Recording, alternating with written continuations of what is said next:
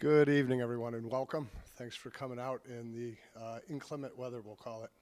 My name is Michael Corcoran. I am the current president of Land Heritage Coalition in Glastonbury, and I'd like, if I could, to start this evening with a land acknowledgement, acknowledging the fact that the place that we gather tonight is the ancestral homeland of the Wangunk people of the Eastern Algonquin. As residents of Glastonbury and the Connecticut River Valley, we owe a debt of gratitude to the Wangunks' land stewardship. Thank you. For those of you that are not familiar, the Land Heritage Coalition is a 501c3 non-for-profit that's membership-based. If you are a member, thank you. If you are not and would like to join us, we would love to have you. Our programming is funded by membership and small donations, almost exclusively. Very pleased to be here tonight for a great speaker. I would like to introduce Betsy Wingfield, one of our board of directors, to introduce our speaker tonight. Thank you, Michael. And thank you all for coming out. I agree with Michael. It's not a very nice night, but it's a very appropriate night for today's topic. And so I have the honor of introducing Dr. Mike Dietz. Mike has 3 degrees from UConn. So a Bachelor's of Science, a Master's of Science, and a PhD. The last 2 are in water resources. The first one was in psychology. And I think that becomes very relevant with his present duties. He is both, he wears many hats at UConn. He is a water resource extension educator, is that correct? And he's also the director of the Institute of Water Resources at UConn. And Mike's research efforts are really focused on understanding what it is we need to do to protect water quality in the state and what each of us can do to make those changes, both at the individual level, the municipal level, and at the state level. That's where the psychology piece comes in, because it's so important that we educate people about those things that need to be done. If it was afternoon, we'd be able to look out and see the Connecticut River. Many of you may know the quote from 1965. Katharine Hepburn actually said it, but it was actually her brother-in-law's language, that the Connecticut River was the best landscaped cesspool in the country. It was part of a documentary. That quote's been sort of misquoted many times over the years. We've made great strides, but those strides are a lot about point source controls, where we can get sewage treatment plants and industries to address their discharges to the river, but really we're down to those challenges we individually need to make. And that's the work that Mike's doing, and it's why I'm so excited that he's here tonight and talking to us. So, oh, you have that one? Yes. Great, thank you. Thank you so much, Betsy, for that very nice introduction.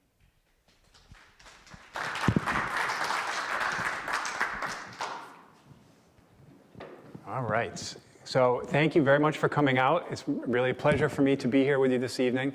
So since we do have a nice small crowd here, if you have questions while I'm talking, please feel free to raise your hand. I like to have the interaction rather than me just blabbing the whole time. You can ask my students, they kind of get tired of me droning on as well. So it's good to have the back and forth. So appreciate some of the things that you talked about, Betsy. I'm hitting on some of those in the introduction. In fact, I may just skip the whole introduction because no, it's good.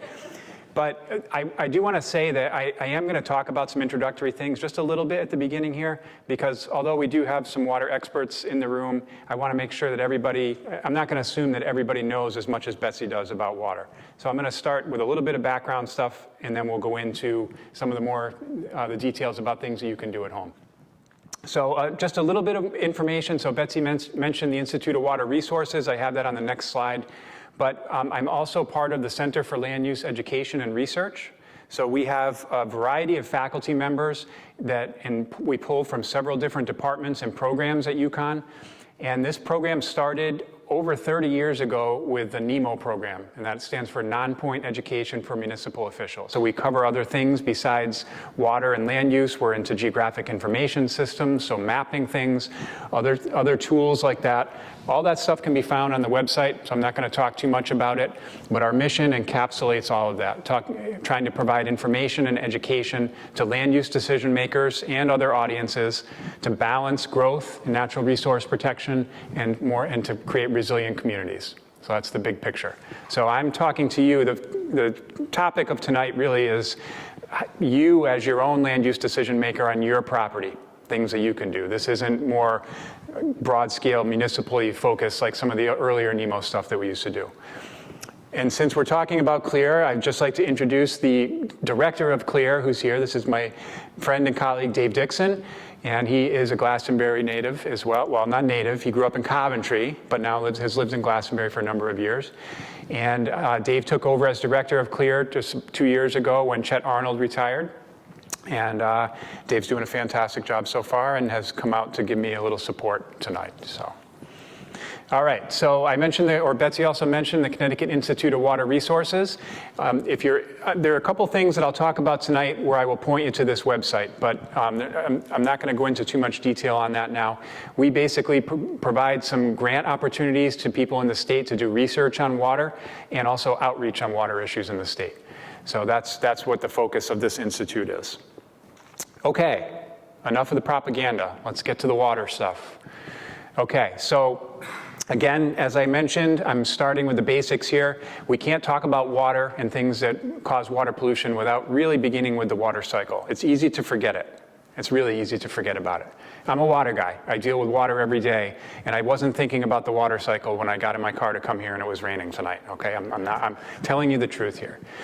So this is a global cycle that's going on around us all the time. So we have evaporation off of our oceans. This is the biggest part of our planet. When you look at Earth from space, it doesn't look like a land planet like Mars.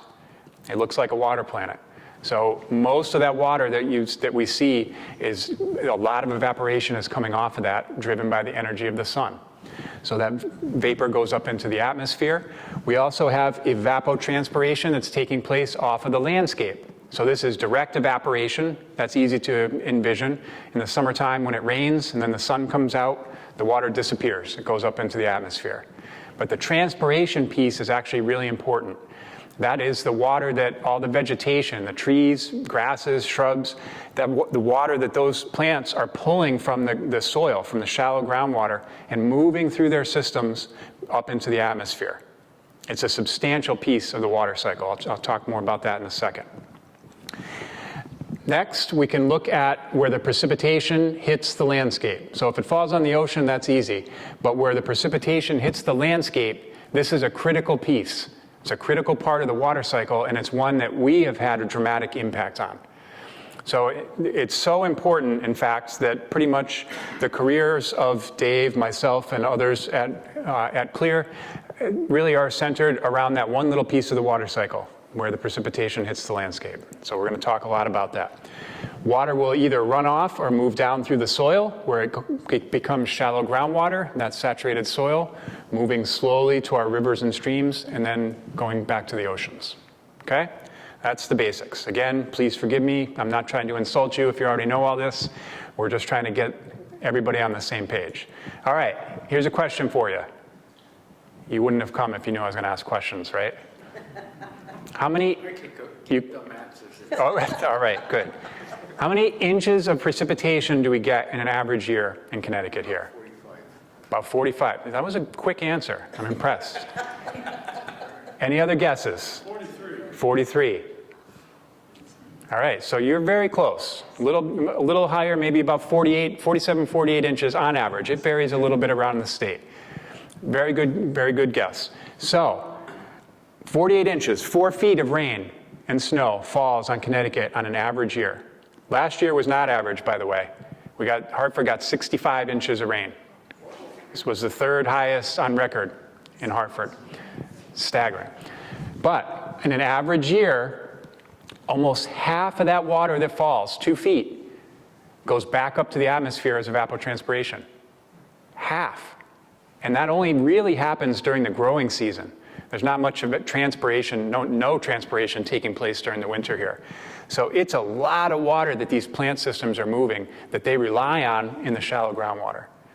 Substantial piece. The rest of it, where does it go? It runs off. What doesn't go back up to the atmosphere moves slowly as shallow groundwater or runoff. That's broken down this way. So about 19% of it runs off the surface. of that 48 that sinks in, what doesn't get evapotranspired leaves as base flow, moves slowly into the streams. This is why in the summertime, when it hasn't rained for a couple of weeks, we still have water in our streams. Some of them get real low, but they don't dry up. That's what base flow is. That's water moving slowly into those streams. It's a very important piece of the water cycle. All right, watersheds. Again, basics here, but how many people live in a watershed? Betsy, you can't raise your hand. Most of you? Half of you? All of you? All right. So it's a little bit of a trick question and really not very nice of me to do, coming to Glastonbury here to be your guest speaker. But maybe you said no because you don't see one of these public water supply watershed signs. So that's what most people think of when they talk about watersheds. But in fact, everybody lives in a watershed. So this is really just an area of land that drains to a single point on a stream. So they can be very small. I could go out into the parking lot of this building and look at a catch basin that's in the ground and say, what is the watershed that drains to that catch basin? It might be a few hundred square feet. Or we could go to the mouth of the Connecticut River, and the watershed of that land goes where? Where does that start? Northern New Hampshire and Canada, all the way up to just into Canada. So watersheds can vary in size, but it all just depends on where you put the point. So the main reason I wanted to introduce that, it comes into play with a couple of things tonight, but I wanted to let you know about this tool that EPA has. It's called How's My Waterway? So if you were interested in learning about what the quality of the water was in streams nearby you, you put your address into this tool. And I should say this, Dave, I'm happy to send you this PowerPoint if people would like that. So all the links will be live in there, so you don't have to worry about that. But you put your address in, and this basically will spit out for you a little map that shows where you are and the streams that are near you and the local watershed that is around where you live. And it will show you, if you click on those streams, it will give you information about the quality of the water in those streams and whether they're impaired or meeting the aquatic life standards and other standards that we have for our streams. So the Department of Energy and Environmental Protection tests these waters around the state every 2 years. They don't do them all, but they do a sampling of them every 2 years. And that's where these data come from. And they have to report that to EPA. So kind of a neat tool and a nice way to learn about what's nearby you. Question? You said to ask questions. Yes, great. Is that done in every state? The testing? Yes. Is that the reporting? The water quality reporting? Yes, that is a requirement of the Clean Water Act. Yep. So every state has to report those numbers to EPA and the data. Okay, so Betsy hinted at this a little bit about point source pollution. This is historically when people talked about water pollution, this is what comes to mind. These are the images that people had in their minds. These are things like chemicals coming from factories, raw sewage, oils, greases, other things. And until the 1970s, this really was the biggest problem in our country and in the world. And you mentioned the Connecticut River, the quote from Katharine Hepburn, this is the Cuyahoga River that oozes rather than flows, I think was that the mayor that said that? So this is another famous image that really sparked a grassroots movement to make some changes. And the changes that happened, I've already mentioned this, but it was PL 92-500. These were the Water Pollution Control Amendments of 1972, also known as the Clean Water Act. So that act addressed those point sources of pollution, the oils that were causing rivers to catch on fire, the dyes that were going into the rivers in our mill towns in eastern Connecticut. I'm sure there were some in Glastonbury too. My grandparents talked about that as if it was commonplace, because it was then. To have my daughter, our kids' generation, they cannot fathom seeing a river turn a different color or seeing enough oil on the surface of it that it could catch on fire. It just doesn't even enter into their imagination. And that was not that long ago. And I say it was not that long ago because 1972 is a very good year. It happens to be the year that I was born. So tonight I'm gonna lay it down. I'm gonna take credit for all the good things that have happened in 51 years since I was born and since the Clean Water Act was implemented. Obviously, that's not the case But we have made great strides in this country cleaning up those big point sources of pollution. They're not all fixed. We still have some issues with combined sewer overflows, which I'll talk about. But the bigger problem that we're facing right now is a little bit of a different animal.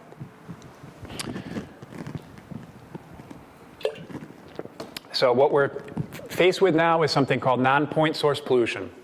So this is runoff from agricultural areas and urbanized areas. I'm not really going to talk about the agricultural stuff tonight. We're going to focus on the urban because that more relates to you on your own properties. But this is runoff that there's not one pipe that's coming out from the factory that is causing all the problems with the raw sewage or the oil or whatever it may be. It's very difficult or more difficult to identify where these things are coming from and to control this type of pollution. So it really starts, and I'm just going to go through this very quickly. This is a continuum of what happens to the landscape when it's in its native condition and undisturbed forest here in Connecticut. So in the native condition, we would have streams that look like this.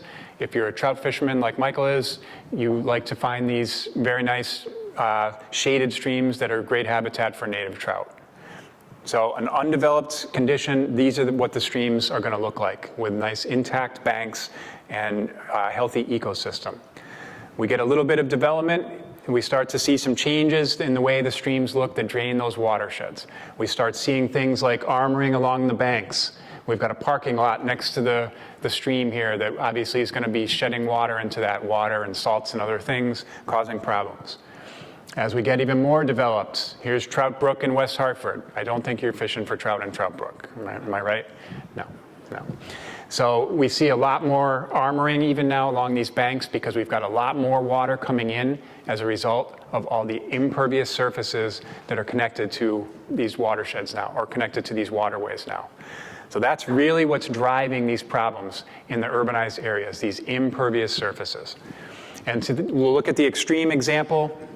Here's, I forgot this the other day too. Why am I blanking? Bushnell Park, Jesus. So Bushnell Park in Hartford. So this is a postcard from 1905. Here's the Soldiers and Sailors Arch. How many people have seen the river that goes under the arch? Not too many. It got buried in the 1950s. So now it's underneath the city. There it is. You can take a paddle through it. I doubt you'll find too much life in there. Although I think there are some critters that live in there, but not the species that you would expect to see or hope to see.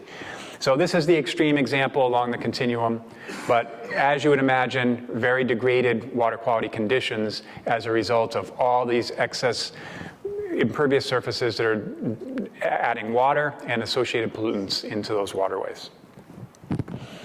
So I always like to try to bring it down to a place where we're sitting here tonight. So here's an image, an aerial view of the center that we're sitting in the parking lot. So if we just look at this building and the parking lots that are outside, all right, those yellow areas, it's about 78,000 square feet of impervious surface. So when water hits it, it can't sink into the ground like it did in that undeveloped condition. If we get 1 inch of rain, just one, 48,000 gallons of water come off of this site. Where does it go?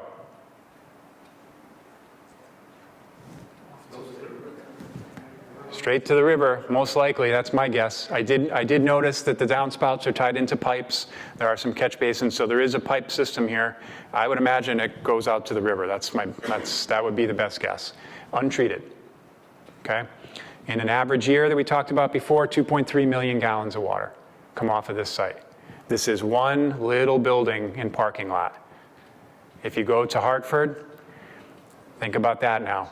Go to Brooklyn, go to New York City. Now think about the trillions of gallons of water that are going to run off of that landscape just from a small rain event. This is why the cities, especially like New York City, is struggling with these big precipitation events that are happening. They had 40 people die in the basement apartments a couple of years ago because there's nowhere for that water to go. This is a really, really challenging issue for our cities to deal with. So I mentioned the catch basins. And this time of year is one of my favorite time of year, because you have those movies that you like to watch every year, right? We all have our favorites.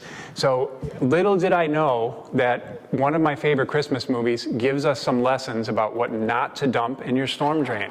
So Cousin Eddie, okay? Everybody has a Cousin Eddie in their family. That's not what you want to put in your storm drain. All right. So we are in your town right now that does not have what's called a combined sewer system. But if we hop across the river and look at Hartford, they are very much like many older cities in the eastern part of the country, where in the 1800s they were designed in such a way that the stormwater was directed into the sewer pipes. And they did that on purpose because they wanted to keep the sewers moving, keep them flushed out and moving. And where did the sewage go at that point? Right to the river. All of our big cities were built on rivers. So it worked quite well at that task. Obviously, the more we grew in our cities and added cities upstream, that started to create problems for the downstream people, and you couldn't use that water anymore. But the system, we are left with the relics of that system in our older cities.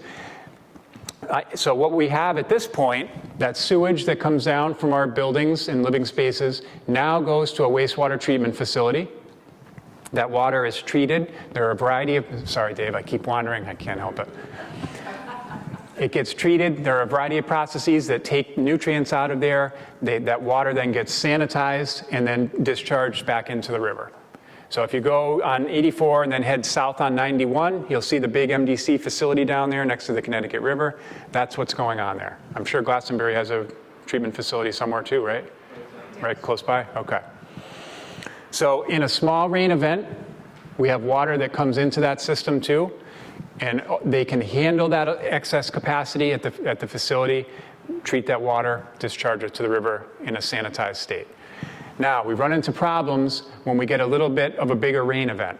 And depending on the city, that may not have to be very big to cause problems.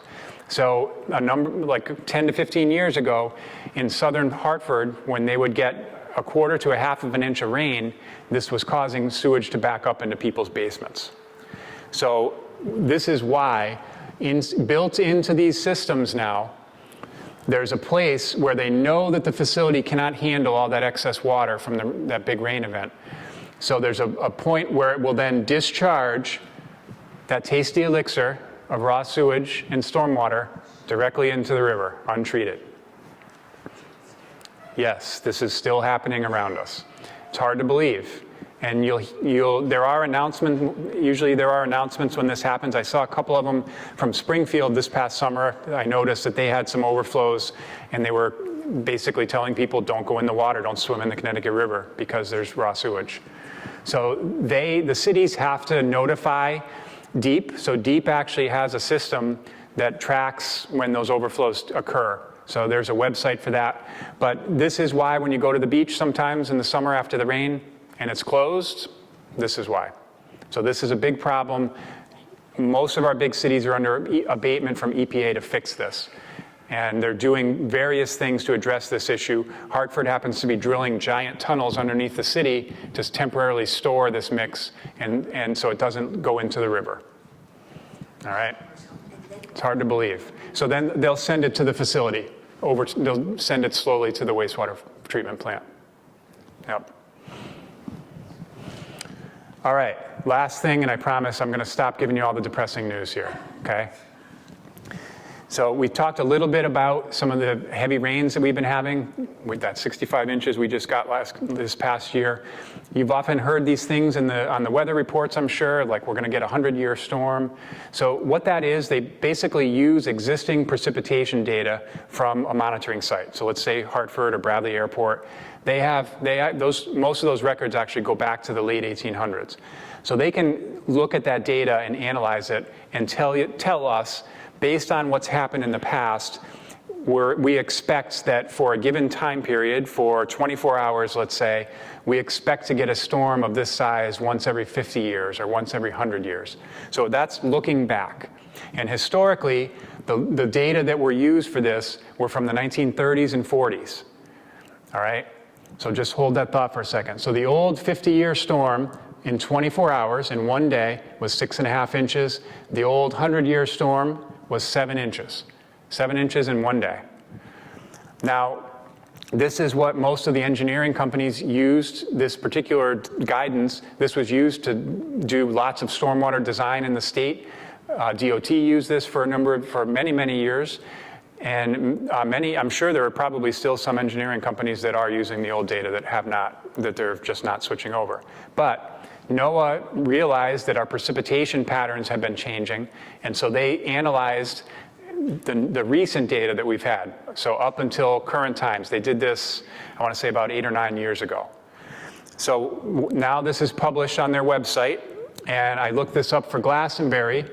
So the new 50-year storm for Glastonbury is 6.8 inches. That's not too much bigger than 6.5. But the new 100-year storm is now 7.7 inches. Other parts of the state, it's right around 8. It's a little higher, like along the shoreline. But 7.7 inches, you may be thinking, geez, that's not that much. It's only 3/4 of an inch more. But I'll ask you, when is the last time you remember getting 7 inches of rain in a day? 7 inches in one day. What's the landscape going to look like? It's going to be saturated. So think about the numbers that I just gave you for that parking lot outside, the tens of thousands of gallons from that parking lot. If we get 7 inches of rain in a day, most of the grass and the forest around here is going to be saturated. It may as well be a parking lot. So now that extra 3/4 of an inch on top of that is causing huge problems. That can be catastrophic damage that's occurring. So these changes don't seem like they're enormous, but they actually are quite large. And this is why some of the old infrastructure is not big enough to convey some of the water from these storms.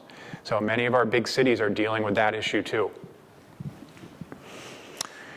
Okay, so I'm sorry for depressing you all a little bit, but I had to give you the background so we can talk about the positive side for the rest of the talk. So I'd like to focus the rest of this on things that you can do at home, because some of this stuff is out of your control. You know, you're not going to change necessarily all the landscape that's in your town here. There's existing development that we have to kind of work with, and we can retrofit things, which I'll talk about, but it can be challenging. Any questions on the background stuff before I keep going? All right. First thing, and this is more to protect yourself. This isn't something for you to necessarily change, but I would like to encourage you to get your water tested if you have your own private well. So how many people have their own well in town? Quite a few. All right.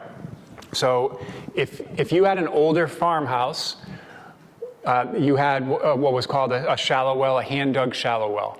So that was contacting that saturated soil, that shallow groundwater layer, but those were very vulnerable to contamination as more people and animals and factories and everything developed on the landscape. So now your wells are drilled down into the bedrock, and we exclude that shallow groundwater. So we keep that shallow water out now. But these deep wells can still be vulnerable to contamination. So the reason I show you this slide is to tell you this. The only time you're required by regulation to test that water is when the well gets installed.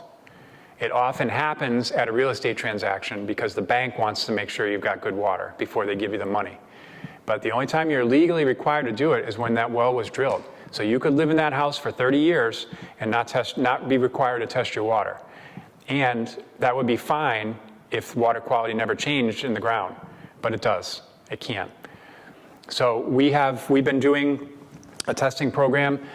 I got a grant from the United States Department of Agriculture to subsidize water testing for people. So the tests for these are normally about $300 for the basic potability parameters that the DPH recommends.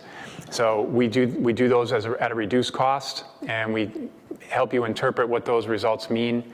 And in the past year and a half, we've tested about 300 homes across the state, and 1 out of 2, 50% of the wells we tested had some kind of exceedance.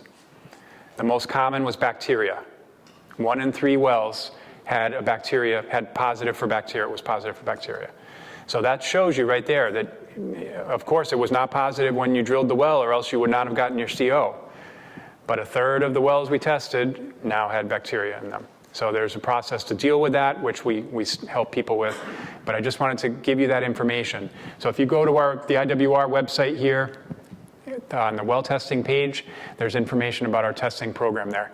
And I'll also hand out at the end tonight, I have my most recent newsletter that talks about that project and some of the results that we found. So we can't talk about wells without talking about septic systems, right? Most of you who have a well probably have a septic system also. So what leaves your house through your toilets and your sinks first makes a stop in your septic tank. So this is where everything drops. There are a variety of biological practices, or biological, not practices, but processes. Thank you. There it is, Betsy. That take place in the septic tank that reduce the volume of these solids. The solids will settle to the bottom of the tank. They do accumulate over time. And then the liquid then leaves the tank at the other end and goes out into your septic field. And what the septic field is basically just a perforated pipe with stone around it. There are other types, but that's the generally used type. And that water then will move down through the soil where more processes occur that take out some of the nutrients like nitrogen and phosphorus and bind them to the soil, and they get removed as a gas, so that hopefully by the time that water makes its way down to the groundwater table and moves slowly to your well or your neighbor's well, that it's purified. Is that a little bit of a surprise that that's going on underneath your feet? Yes, so this is what's happening. So this is the reason why there are setback distances between wells and septic systems, so that there's enough grounds to make sure that water gets purified along its path. So what do you need to do? This is one of the ones this is an action that you can take care of. To keep that system functioning well, pump the tank out. You've got to take care of it. So let me go back to the picture for a second.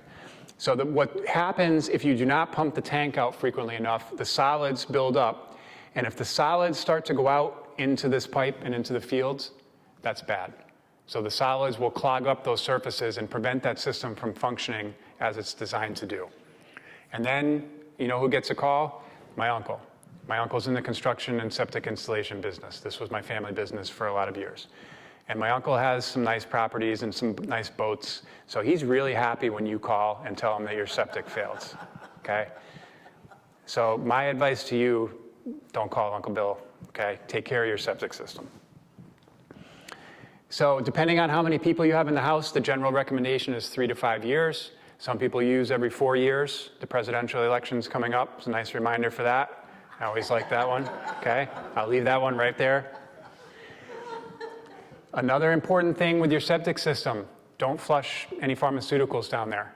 That used to be the old standard practice, get rid of the pills, put them in the trash or bring them to a collection site. Those things are not treated by your septic system or by the wastewater treatment plants. So those things essentially go right through and end up in our waters. So really simple change that you can do to make a difference. All right, I'm going to go into a few structural things here that you can look at.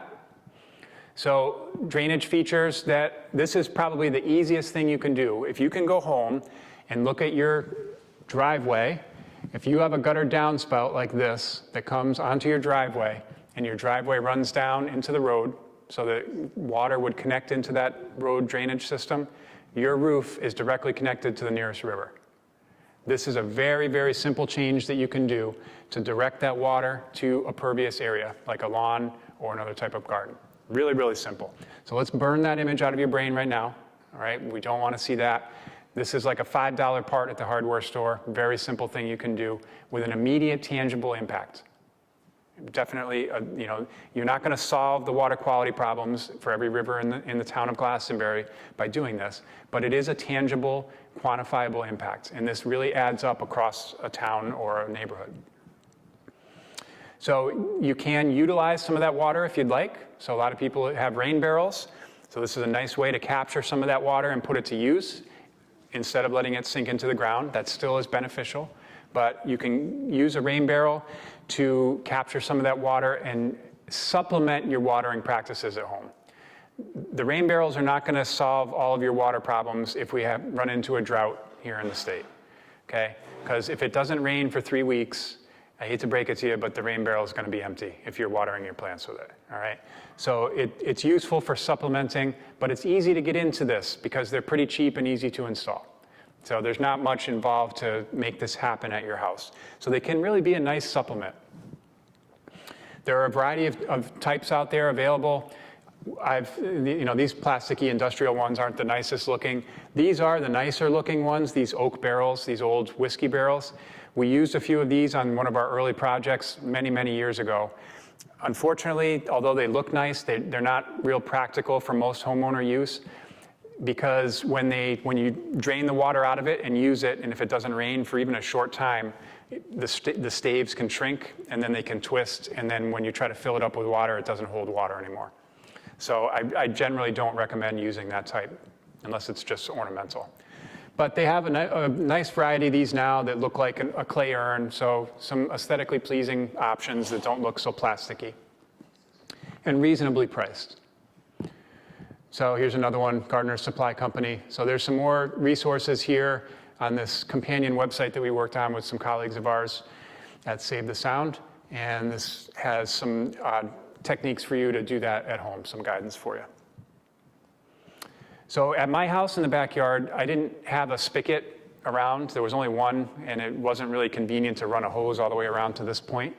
So I put a rain barrel in the back because we have a lot of plants that we water, and I installed this rain chain that directs water from the gutter right down into the rain barrel itself. So this one is copper, but they make a lot of different types. And it's basically, you look at it and you would say, how does water move through that thing? But you would be amazed at how amazing this thing is. And my litmus test is my teenage daughter. So it's okay. I mean, I expected the water guy to think it was really cool. But when my teenage daughter was fascinated with the water going down through the rain chain and into the rain barrel, I knew it was really something. So really kind of just a neat thing to do a little bit different and have some fun with it. If you have the means, I know pretty much everybody in the room has got 30 or 40,000 sitting in the pocket, burning a hole. All right, you can put in a nice underground cistern below your house, something like that. Obviously, that is not very practical. Most residential cisterns, if people are doing these, would look something like this rather unsexy version, but it's very functional. Probably not super practical for most homeowners, though. The water that you're going to be using is not costing you that much money. This would take a really long time to pay off. But if you're like putting an addition on your house and you've got construction equipment there, that could be a time to build it into something like that if you had need for extra water that you could harvest off your roof. Because you can get a lot more from a cistern like this. You can pressurize it with a pump. So could be an option for certain situations. All right, so if you're not harvesting the water and it's not sinking in on your lawn, maybe you'd like to put in a rain garden. So rain gardens are a really nice technique. That is, the technical term for it is a bioretention system, but it's very simply just a depression in the landscape that captures water from an impervious surface, like a rooftop or a driveway, and lets it sink into the ground. So we're trying to mimic that natural hydrology of the forest, of that undeveloped condition before we built on it. So the nice thing about rain gardens is they look nice. So there are other ways that you could sink water in the ground. You could put a dry well. Some people, older homes maybe had some dry wells, just a hole in the ground filled with stone that sinks the water down. That can work too, but the rain garden does the same thing, and you get the benefit of the flowers and the habitat and these types of things. So here's the basic idea. We have gutter downspouts that come off of these two houses right here. Water will run over the lawn here and enter into this shallow depression. Water will fill up during a storm, but we don't want it to be hanging around for too long. Generally, 6 hours is what we try to keep it. You can go up to a day, but then you're kind of pushing it. You don't want these things holding water for more than a day. Otherwise, they're going to be breeding mosquitoes and things like that. So they're not a wetland. We want that water to sink into the ground. And it has a place for water to go if in a big storm, so they're not sized to capture every single rain that we're going to get, just the most frequent ones. And then the system here, the soil, the mulch, and the plants, cycles those pollutants, sinks them into the ground, and prevents them from running off into the nearest waterway. So here are a few examples. This is a small one. This is at a colleague of mine's house, Steve Trinkus. And so this is a very simple garden that he installed at the end of his driveway, treating some road runoff. So this is what I call the base model rain garden, okay? You gotta crank the windows down on this baby, all right? No air conditioning like some of the old cars, right? Here's a mid-grade model, all right? We're getting up a little bit now in the worlds. So this is got a little more color in here, a little bigger garden. Now we're getting into the luxury edition. This was at the former Secretary of State's house in Hartford. So she learned about rain gardens at a garden show and wanted to make an example in her neighborhood. So this is right near, what's the park? Elizabeth Park, thank you. Her neighbor happened to be a designer, very close, tight postage stamp lots here. Her neighbor was a designer and did the design work on this one for her. She had to hire a contractor, and as you see all this stonework, you know that this wasn't cheap. But it really is a nice example and quite functional, a really nice amenity to that yard. The funny thing about these homes in Hartford, the gutter downspouts came down, they go through the foundation and tie into the sewer line inside the house. Right, so that's tied right into that combined sewer system. Many of those homes in Hartford and the whole city are like that. So again, that tangible benefit, one home at a time, can really add up. There's another example down in our extension office down in Norwich. Worked on this with some master gardeners, a tiered setup here, some nice flower options. This was back in 2006 when we put this one in. The plants have morphed over time. Some didn't do so well, so they replanted with others, but it's still functioning quite well. Up at Yukon, we have some small ones like this, like the residential size that I was just showing you, but we also have some much larger ones that are treating runoff from some of the big buildings up there. I don't think any of these here were funded, so we've put in several rain gardens and some permeable pavements with Section 319 funding from the Department of Energy and Environmental Protection. They also funded this signage that we have at many of our installations on campus. So we have a living laboratory up at the main campus of a lot of different green stormwater practices. And it's really kind of a neat place to tour people through now. So many benefits to rain gardens, a lot of hydrologic benefits. Again, we're sinking that water down, making that site function as if it was undeveloped. We're treating pollutants. We're also creating habitat, so there are nice ecosystem benefits. We can bring pollinators in, and they can require less maintenance than lawns once they're established. But I usually give people an asterisk with this one. Even though I know that the rain garden only needs to be maintained 2-3 times a year. It's much less than cutting the grass every week. But if you go to the public works person in town and say, we want to put a rain garden in at the park, it's much easier to take care of than the grass. For them, it's much easier to just cut the grass because they're there cutting the rest of the grass every week anyway. And it's something new that they have to take care of, and it's unfamiliar, and they're short-staffed. So we hear those things, and we have worked with a lot of folks in towns who express these very concerns. So we try to be sensitive to that and try to help them in ways that can, have a group that can commit to the maintenance or something like that. But I always try to mention this just in case somebody gets really excited in the crowd and wants to go put a rain garden in town. All right, so it's still possible, but you got to approach it the right way. This is where the psychology comes into play, Betsy. So the plants that go in rain gardens are ones that we find around the outskirts of wetlands. So they're what we call facultative wetland plants. So they can tolerate wet feet sometimes, so they can be saturated, but they can also handle it when it dries out. So these are just a couple of varieties. They look really nice. We try to make plants, we'll put plants in these that are going to be attractive and people will want to take care of.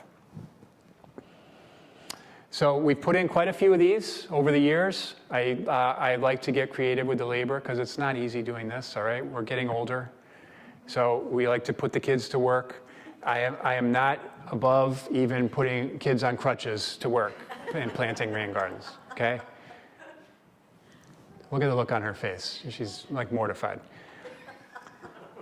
And there's also another very important task that we, usually have to identify this ahead of time. Somebody needs to be the site supervisor. This job is usually reserved for me. Her? Okay.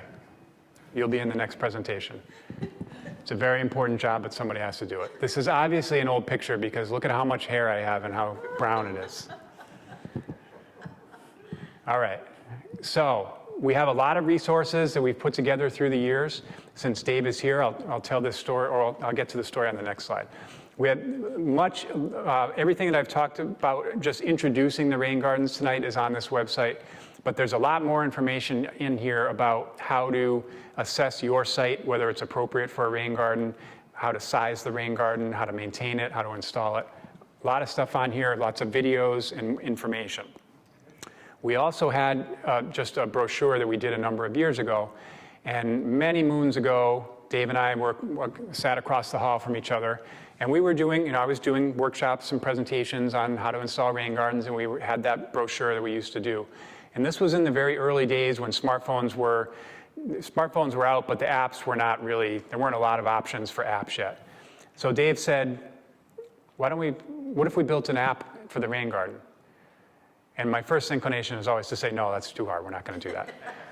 But I had to agree that Dave had a good idea. And I was a little pissed that he thought of it and I didn't, but I let that one go. But it really was a good idea, so we built that for Connecticut. And then we got a grant to expand that to other states. So the app now is functional in 23 or 25 states around the country. We part with other extension people to get their data, like their sizing criteria, their plant list, that sort of thing.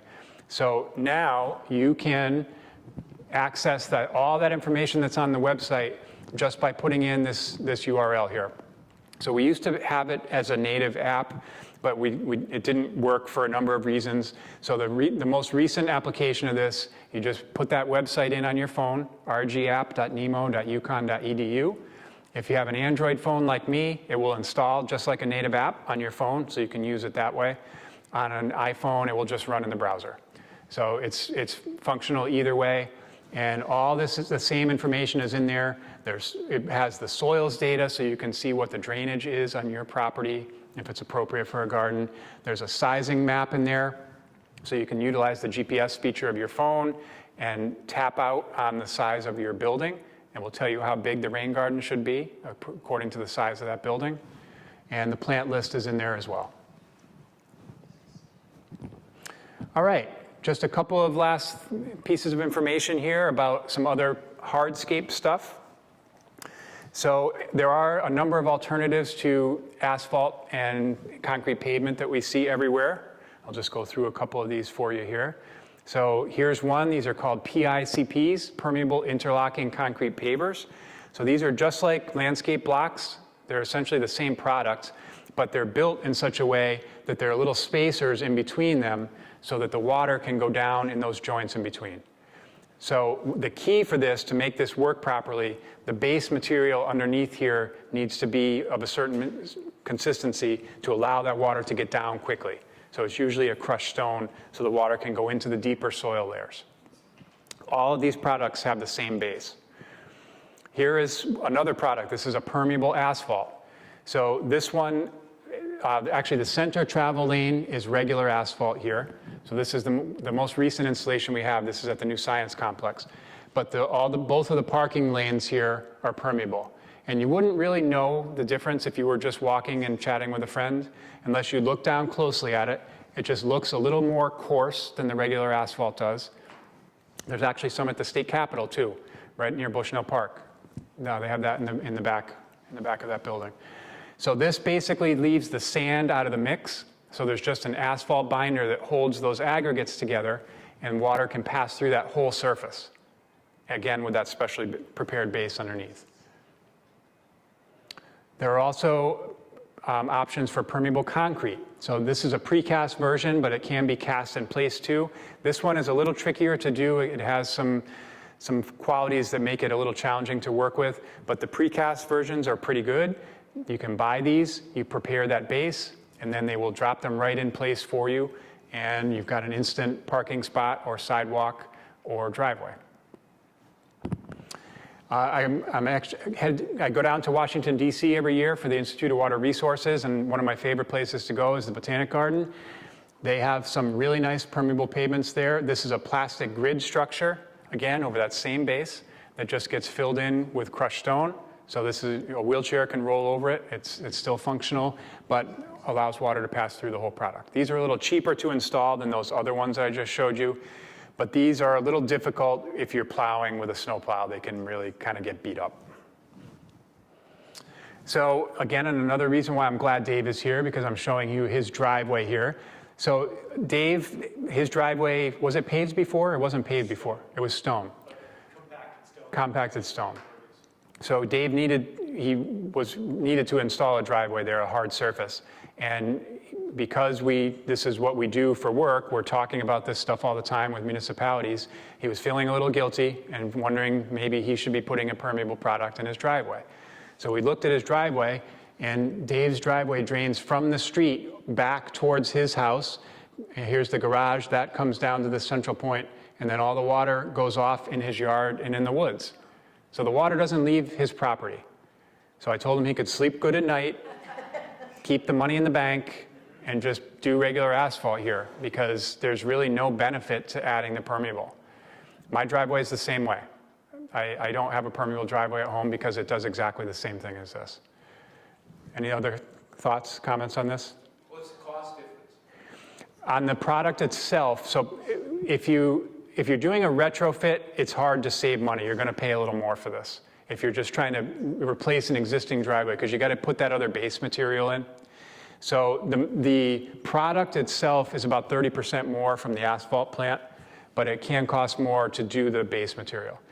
On a new situation like that Science One, the one I showed you, that parking lot, they can end up saving money because you don't need as much piping and stormwater infrastructure. So when you're building it new, you can get some cost savings, even though the product is a little more. Yeah, I've seen it done where there's like strips of permeable. Yep.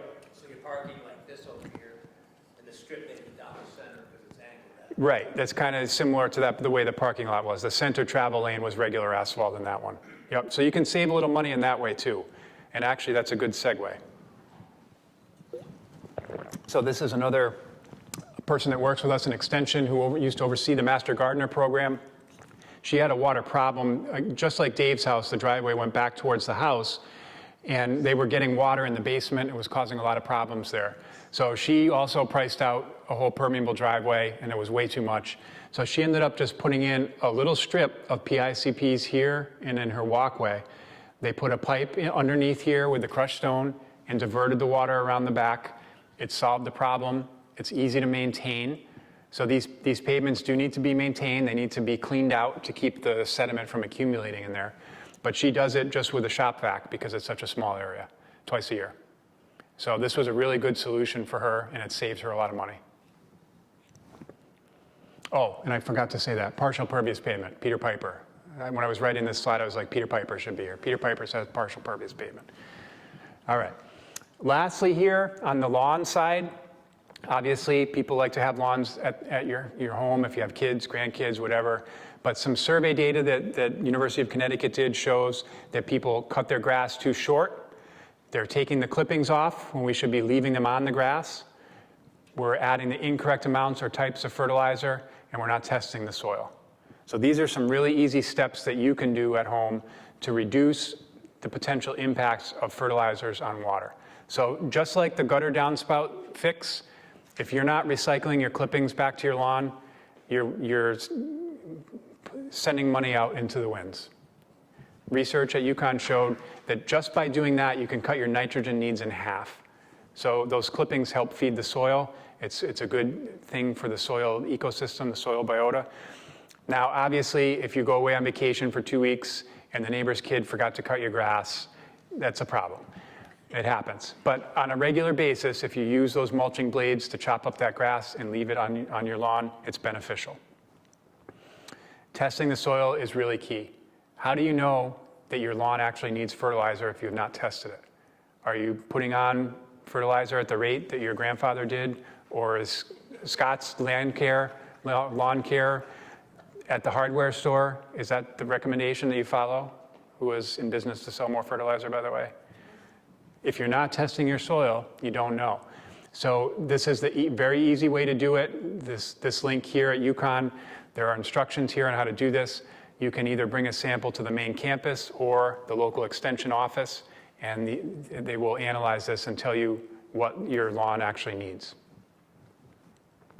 If you are fertilizing, make sure you're applying it appropriately. Don't apply it when the ground is frozen or when we're expecting a lot of rain, because both of those conditions will cause that fertilizer to wash off and go into the local stream, where it causes a whole host of problems downstream. Make sure the fertilizer does not get spread on walkways or driveways. This is the biggest one that is a concern for me, and I'll talk about this on the next slide. Another thing that I just mentioned here, organic fertilizers are a nice option for if you're thinking about your soil health. But if you're concerned, if you're thinking that you're saving the water and you're putting your organic fertilizer down and you're not paying attention to how you're doing it, it can be just as damaging. So think about one of the best organic fertilizers that's out there, manure. Okay, if you're putting a lot of manure down on your lawn and it's washing off into the stream that's right next to you, it's going to cause problems in that stream. So organic fertilizer is great, but you still have to pay attention to how you're applying it. So this is what I was talking about in having it misapplied. This is outside of our building at the University of Connecticut, a nice spring day a number of years ago. I came outside as I saw the guy on the tractor with the fertilizer spreader behind it, fertilizing these little grass areas here, and really not paying attention to where the fertilizer was being spread from this giant spreader. And it went all over this entire parking lot. So what happened to this fertilizer in the next rainstorm? It went into the catch basin that's right over here, down the stormwater pipe, down to Roberts Brook, to the Fenton River, and down the street to the Mansfield Hollow drinking water reservoir. So one person's actions had a direct connection to a drinking water reservoir down the road. I don't know if this was a weed and feed, just a fertilizer, I don't know what it was. But this kind of stuff can be very damaging if a lot of these things are being done in a community. All right. Okay, we're on time. So I talked a little bit at the beginning about something you can do to protect yourself. So if you have a well, test your drinking water. And again, I'm going to give you that newsletter. If you're interested in that, you can reach out to us on the website and we can help you out with that. To protect local waters, take care of your septic system, make sure it's being maintained, pump it out. Fertilize your lawn only when needed and test the soil if you're going to do that. Leave the clippings on your lawn. Apply the fertilizer in the right place at the right time, again, if you are fertilizing. And keep runoff on your property. So the easiest time, as Betsy said at the beginning, you know, a rainy night like this, it's not easy to see at night, but next time it's raining, go outside. Look at your driveway. Look at your gutter downspouts. If your water is not leaving your property in a big rain event, you're doing okay, just like Dave's driveway. So but if not, then there are things that you can do, some of the things we talked about tonight. And that is it. I'm happy to take other questions if anybody has them.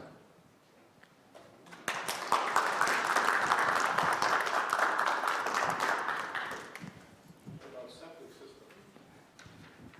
You know, recycle the septic system, the water eventually hits the water table. Yep. Has anyone ever tested the quality of water at that level, right underneath the septic system? I'm sure there's been lots of research on that. You know, Do you know what they find?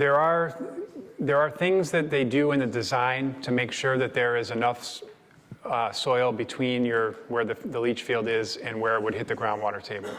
So if you have high groundwater, you have to build your septic system up higher with fill for that reason.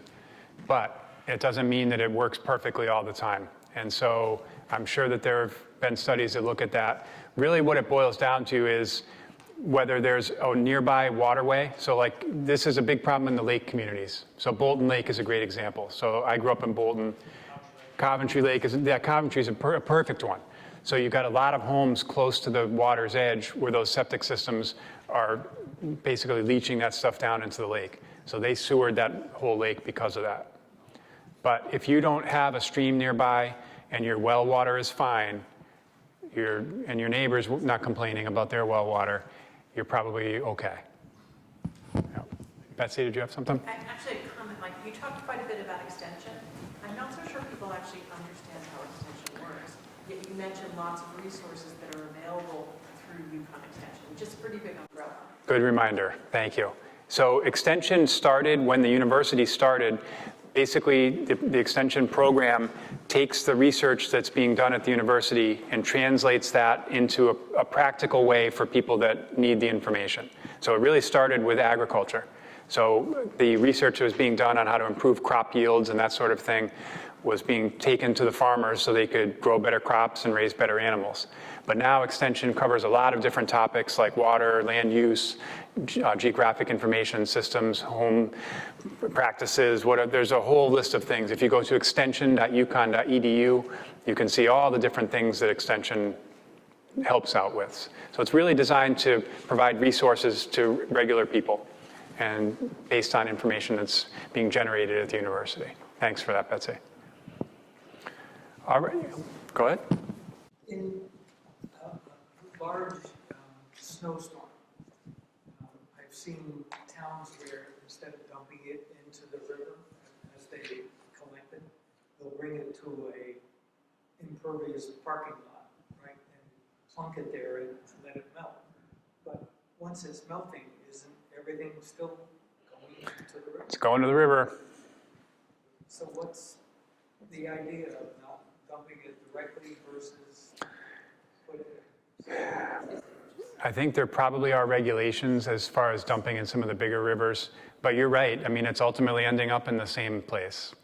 I think the hope is you're going to get some infiltration and reduce the amount of load that actually goes to the river. That's the hope. That's the hope. The hope is you put it on the field, not on Yes, if it's on a field, that's ideal. But a parking lot, yes, that's going to end up in the same place. Yep. When you're doing the rain gardens or the impervious pavements and so forth, you have to be a little careful how close they get the houses, foundations. Yes, so you'll find some of that information on the website and in the app. So there are recommendations for keeping away from your house if you have a basement, so at least 10 feet away. If you've got a basement, you need to be 25 feet away from your well or your septic system. So yes, there are recommendations for that in there. I would just add, if you do move your downspout from your driveway to a vegetated area, get one of those extenders if you have a basement underneath, otherwise the water can go in. Well, thank you all so much for coming out on this nasty winter evening here, and it's been nice talking with you.